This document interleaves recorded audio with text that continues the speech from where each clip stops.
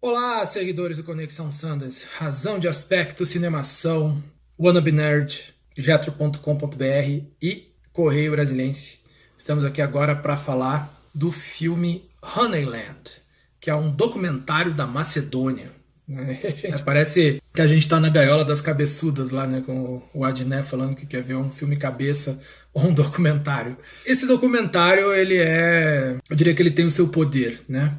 Ainda que, de novo, né, não seja um filme com o qual qualquer pessoa possa se sentir investida na história, né? Ele segue basicamente a história da Hatice, uma aldeã, né, digamos, do interior do deserto das montanhas da Macedônia, que produz mel. Um documentário que observa a vida dela, cuidando do mel, tentando salvar as abelhas, né, cuidando da mãe, de 85 anos, ao longo de um período relativamente extenso, né, porque começa claramente no verão e termina no inverno, né, na neve.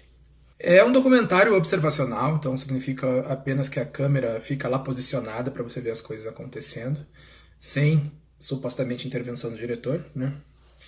E é claro que essa história de ser intervenção do diretor é sempre um papo muito furado, porque ele decide para onde a câmera vai apontar, já é uma intervenção do diretor, né? Ele decide o que ele vai colocar no filme, é outra intervenção do diretor. E com certeza, né, ele guia, né, as pessoas para que determinados eventos possam ser filmados, né? Ainda que não necessariamente encenados, né, mas combinados para acontecerem no momento de serem filmados, isso é evidente. Mas o filme é realmente lindo na filmagem, né? Em termos de qualidade da fotografia, realmente é uma coisa impressionante, assim. Tanto pelo cenário da Macedônia, mas pela própria forma como o diretor de fotografia explorou, né, aquele cenário todo e como ele se investiu na vida da Hatice. O que o diferencia do Lapu, por exemplo, é que esse tem uma barriga, entendeu?